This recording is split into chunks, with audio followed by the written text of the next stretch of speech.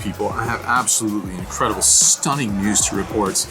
Your host of the Andrew Neeme YouTube channel, myself, Andrew Neeme, played hands of live poker yesterday as a part of the WPT Hard Rock Seminole that has just kicked off amidst the tons and tons of tournaments that are running over the next couple of weeks here.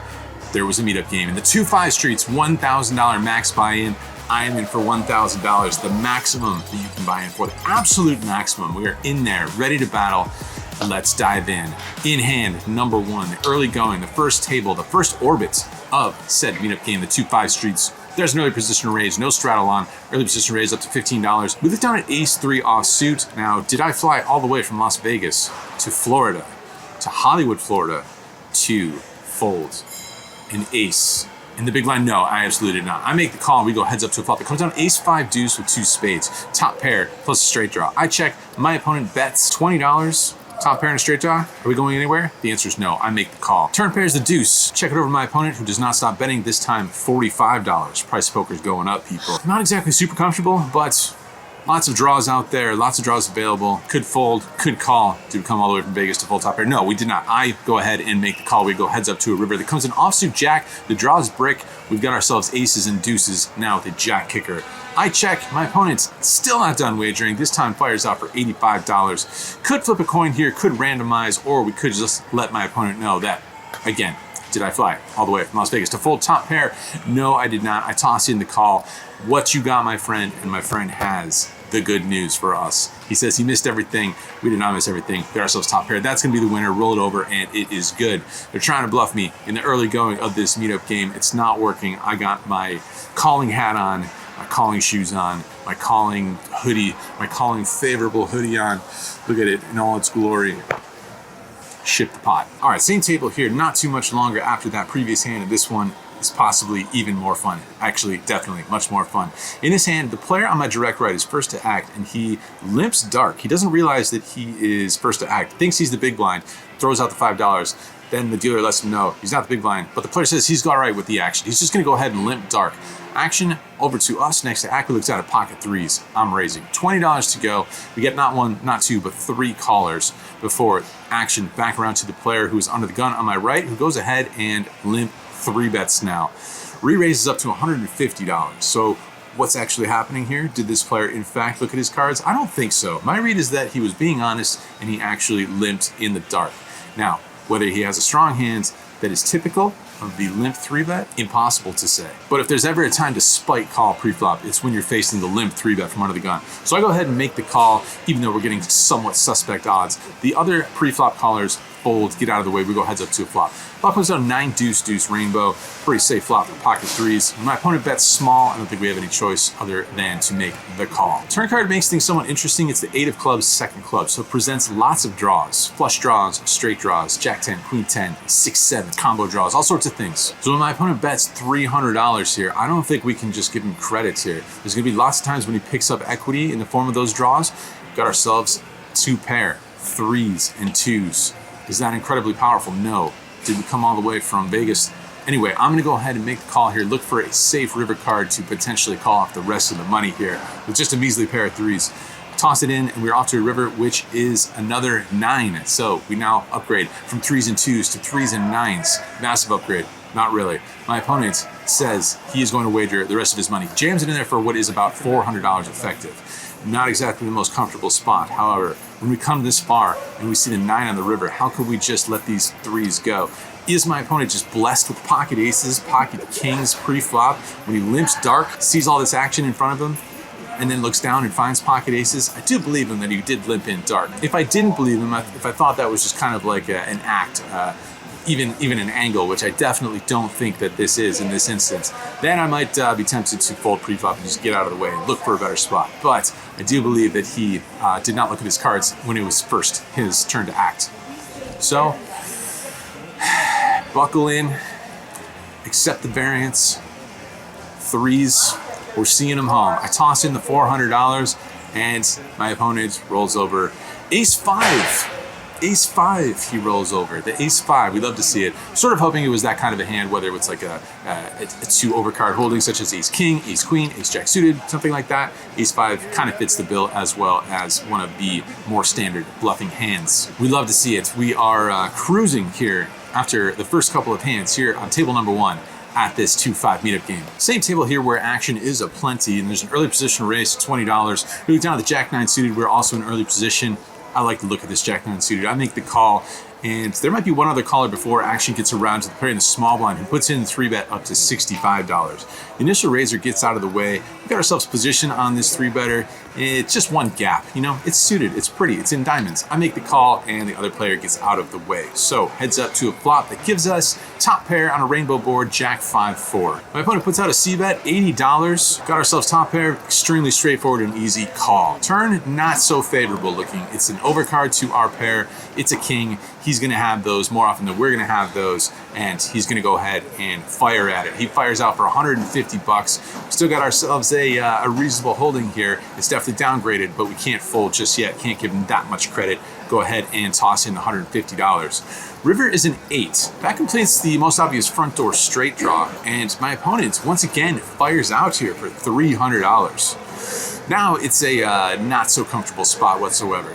How often is he going to have a hand such as 6-7 here, putting in the 3-bet out of the small blind of $65? It's possible. It's not completely out of the realm of possibilities. Do I think he has that all that often? Probably not, but it's possible. He is going to have the strongest hands on this board. Pocket aces, pocket kings, ace king, pocket jacks, even though we blocked that hand. Pocket queens, would that hand go for 3 suits of value? Maybe, maybe not, but it's possible. Not feeling super comfortable in this spot. You know, usually in these small to mid stakes games, when players empty the clip, when they fire out multiple hundreds of dollars on the river especially, tends to be value rather than a bluff. So in this instance, I've shown a very strong propensity to make lots of calls on this table so far. I feel like people aren't really all that encouraged to try and bluff me after what I've done so far in this game on this table. I'm gonna slide this jack into the muck. Jack 9 gets folded, sent into the muck, and my opponent shows down.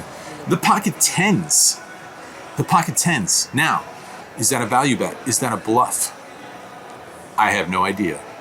I'm not so sure my opponent knows either. But regardless, that is the winning hand. Jack 9 was the winning hand. That hand is now in the muck. That leaves the pocket 10s as the only hand left alive, and that hand is going to take down this pot. All right, so that's enough shenanigans on this one table. We are moving on. We got lots of tables to get to here. And in this hand, the straddle is on. Action folds around to a late position player who raises up to $25. We're in the small blind looking down at 10-8 of clubs. I think it's fun to have some of these pseudo-connectors, suited gaps, these types of holdings in my 3-bet range from out of position. Don't need to go too crazy. This might be a little bit wide. Could probably just limit it to the suited connectors, ditch all these suited gappers, but it's a meetup game. I'm in there. I'm looking to splash around. I go ahead and 3-bet up to $100 even. I make it. Back to that initial raiser who goes ahead and makes the call. Heads up to a flop. King 10-3 rainbow, 1 club gives us middle pair. Could c-bet small here, could check with middle pair. I decide on the former route. I bet $50. My opponent not ready to release just yet. He makes the call. Turn is the 4 of clubs. Once again, we could continue wagering here, perhaps as a semi-bluff, perhaps as a blocker bet type of a thing. Or we could just go into check call mode here, having second pair. It's tough to get multiple streets of value from worse, but we can definitely check call, whereas we might not be able to in other situations. I'm gonna go ahead and check it here, and my opponent does fire. He puts out a bet of $105. I don't know if we need to check raise yet and turn this into a semi-bluff at this point. We've got pretty good showdown value. I'm gonna go ahead and make the call. River's a good one for us. It's a very pretty looking 5 of clubs, so we end up with a flush here. I don't think we're gonna have too many flushes in our range all that often, because normally we are going to be firing again on the turn. When we pick up a flush draw, say we have a hand like ace queen of clubs, queen jack of clubs, most club holdings I think are going to go ahead and fire again on the turn. So I don't think we're gonna have too many flushes in range as mentioned. Gonna go ahead and check it over to my opponent, look at the trap. Of course, we're picking off any wagers that might be made by my opponent. He thinks about it for a little while and decides to check it back. That's a wise check back because we for sure have the winner here. We've got a flush, roll it over. And of course, we're taking this one down. Straddle is on again in this hand, and the previous player from the exact previous hand goes ahead and limps in. We look down at pocket 7s.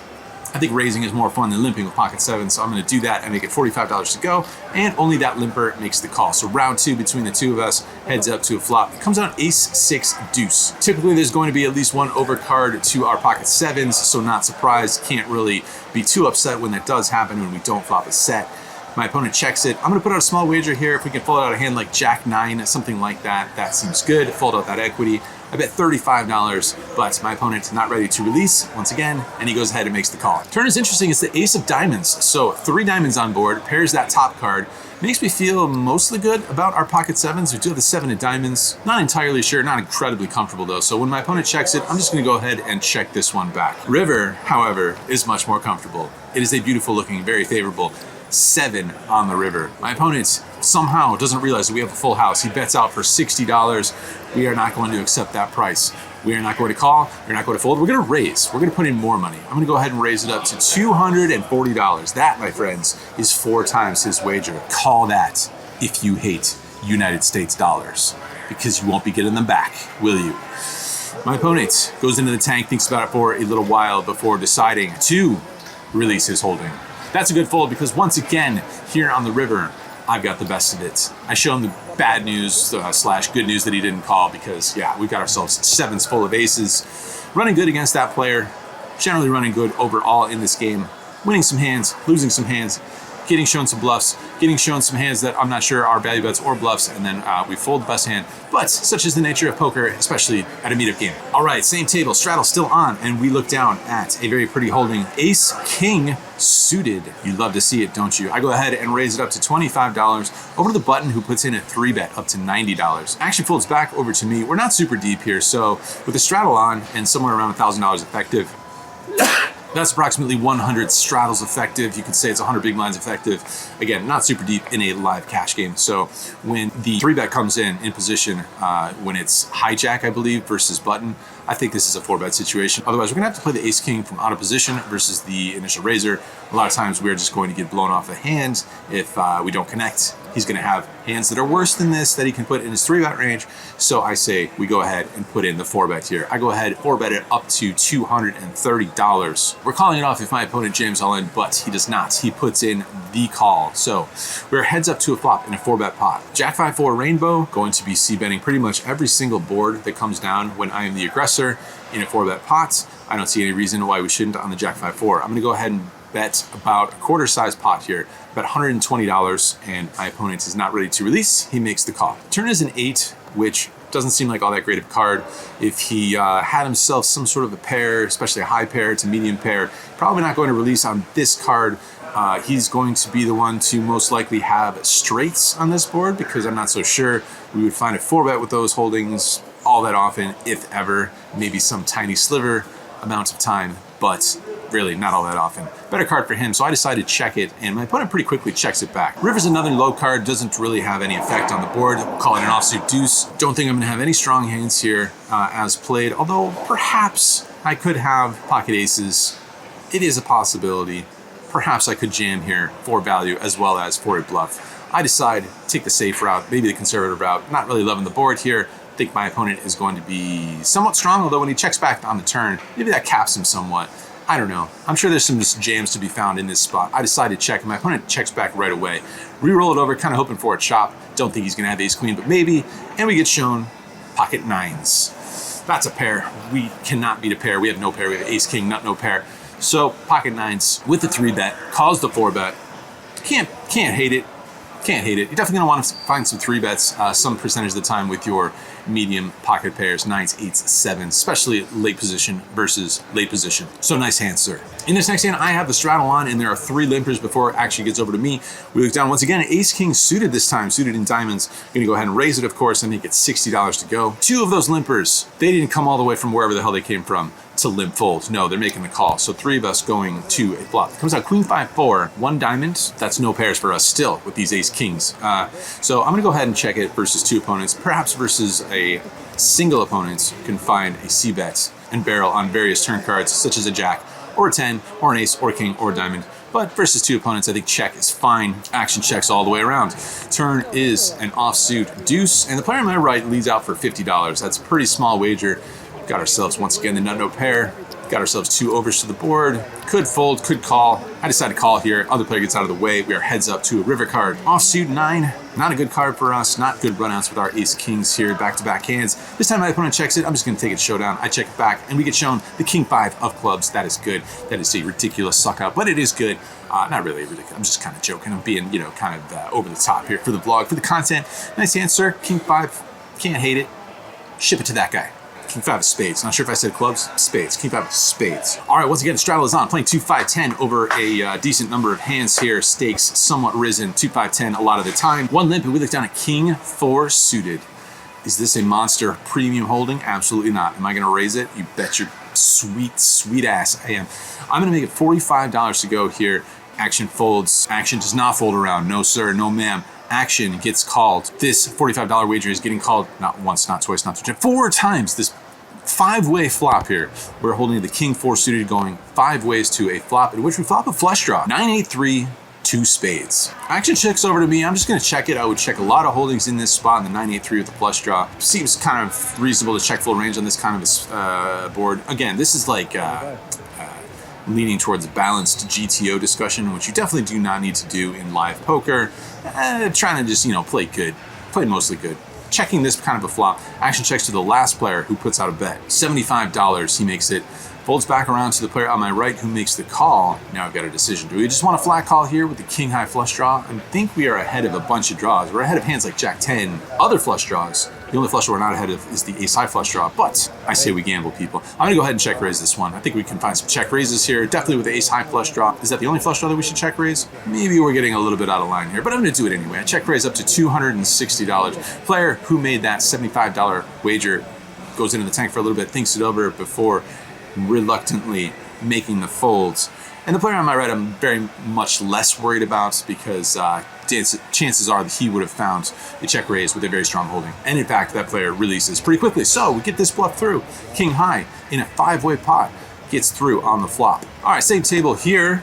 And in this hand, there is no straddle on. 1 limp over to me looking down at ace queen offsuit. I'm gonna raise it up here. I am on the button. Definitely want to defend the button aggressively. I make it $25 to go. Not that ace queen offsuit is out of line whatsoever, but $25 it is. And the small blind puts in a 3-bet. No small 3-bet here. He goes $120 out of the small. The big blind cold calls. That limper is out of the way, back over to us. Now, do we want to flat call here with the ace queen offsuit? Take this one multi-way, 3 ways with an offsuit ace. I think this seems like a pretty good opportunity to go ahead and put in a 4-bet bluff. We've got some pretty strong blockers to strong hands. We can represent aces, ace king, and I think we can find ourselves a 4-bet fold should we get 5-bet jam done. So I'm going to go ahead and put in the 4-bet. I make it $280 here. Normally I would go a little bit bigger here, but we're not super deep. Once again, we're somewhere between $1,000 and $1,300 effective, maybe. Probably closer to $1,000 though. So I don't want to commit myself with a big 4-bet. I think I can find some cheaper bluffs here, put in the 4-bet to this sizing, and then fold to a 5-bet. My opponent in the small blind goes into the tank for quite some time. He's thinking things over. We're kind of praying for a fold here. I guess I'll settle for a flat call, but we really don't want to see a 5-bet jam. That will torch these $280. We're gonna send the ace queen into the muck if it comes to that. And it does not, people. It does not. He goes ahead and folds, which is great news. The next player to act, the big blind. I mean, I'm sure he didn't call $120 with nothing now, did he? Cold call, $120 out of the big blind. He's in the tank now, thinking for some time. Feels a little cocked though when he just flat calls that 3-bet. And in fact, he decides to flip over the pocket jacks and lets them go, sends him into the muck. So we get away with one here. My opponent on my left, he later on said that he had the ace 3 suited, which is certainly reasonable to 3-bet with. He was thinking about finding the 5-bet, definitely considered it, but thankfully for us, he did not, because it would have worked. And we see the pocket jacks get sent into the muck. So we got the second best hand here, but it ends up being the winner when we fold this one through. Straddle is on again in this hand, 2, 5, 10, and there's an early position raise, $35 to go. The next player to act, who is also in earlier position, he makes the call, and we look down at Jack 7 suited. Things are winding down. We're still at a meetup game, and it's getting, later on in the day / evening, tougher to fold the Jack 7 suited. I go ahead and make the call. This is a terrible call pre-flop. I go ahead and make the call, and the 3 of us go to a flop. That comes down Queen 9, 8 1 heart, rainbow. The initial raiser checks it. Player who is next to act checks it as well. Got ourselves a blocker to the strongest hands, which would be straights. Jack high's not going to win now, is it? So I'm going to go ahead and fire out a bet. I bet $35 here. Initial raiser calls. Second player gets out of the way. So heads up to a turn card that comes 9 of clubs, second club. Initial raiser checks. Going to have to continue telling a story here if we want to try and find a victory here as the night, as the meetup game is winding down. Go ahead and fire out for $100 this time. Still representing straights. Maybe we have a hand like 9-10. Maybe we have a hand like pocket 8s. Maybe we have a hand like 9-8. Maybe we have a strong queen. Who knows? We could represent all sorts of things here. $100 it is, and my opponent is not sold just yet. He goes ahead and makes the call. Off to a river card, offsuit ace. Not quite sure how I feel about this card. The good news is that the clubs brick out, and we don't have any of those, so we unblock the club draws. The somewhat also good news is maybe he has pocket kings and he hates this card. Maybe he has king queen and he hates this card. Maybe we still could represent a bunch of strong holdings, such as full houses and straights. So when my opponent checks to me, we're gonna have to fire. We're gonna have to load up the third barrel here and go ahead and fire it into the middle. Fire for $300, $325, even more. So that is apparently not to my opponent's liking, because he very quickly releases his hand, lets it go. So we get this one through with the jack high, and that is sort of a very good summary here to the meetup game, and especially from my point of view with the sorts of holdings that I was getting. I didn't have a ton of good hands. Made some good hands, made some interesting call downs versus some bluffs that worked out. We get pushed off of some other hands, and we get some bluffs of our own through in this game. Now, that is the fun news slash good news. Bad news is we cannot book a win. We, in fact, book a loss. Brace yourselves for this one, people. This figure, we book a loss in this game of $15, my friends. $15 we'll never see again. That's okay, you know. I'm not gonna lose too much sleep over that $15. Not gonna lie. That was a fun game. I feel like that $15 that I lost, I feel like it could have been significantly more if one of two things did happen or did not happen. A, I was not able to find some victories with some hands that were certainly suspect, such as that king high bluff, check raise with the king high flush draw, and then this last one with the jack 7 suited in particular. But that is the story. That is a wrap. That is a wrap from the cash games here at Seminole Hard Rock, Hollywood, Florida. I'm going to be coming back here. Today, I have a flight to Austin. There are massive cash games just around the corner, guys. By the time you watch this video, at least one of those cash games will have already been played. So hopefully, there's a good result from that cash game. We're hopping back into the high stakes poker action. 50, 100 blinds. I'm sure the 200 will be on a lot of the time. Last time we played at the lodge in these kinds of games, very good things happened. Now, am I expecting things to just continuously be good for us in these high stakes games? Absolutely not. So, will this be the time where the tide turns? Only time will tell. All I know is that chances are it'll be a bigger result than $15. I've also been playing a ton online. That's kind of been my focus lately. I've been firing up the live streams. I've been running this show called Coffee and Cards, which is the very first thing I've been doing to start my day for a good couple of hours. Roll out of bed, fire up the live stream, play on WPT Global for a couple of hours, and live stream my play. So if you guys are able to hop into those games, if you're in a country where you can do so, you can use code Andrew.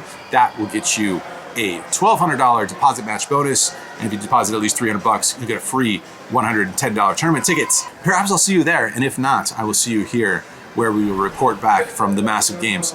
The main event of the WPT Seminole is happening approximately 1 week from now. So from here today to Austin tonight, hang out there for a week, meetup game at the lodge on the 25th. Next day back here for the main event from the WPT Seminole. I will see you at all of the above, if and only if you guys click the subscribe button. That will help you find these videos, see more poker content, vlogs, live streams, shorts, all the above. All right, hope to see you guys very soon. Cheers, take care.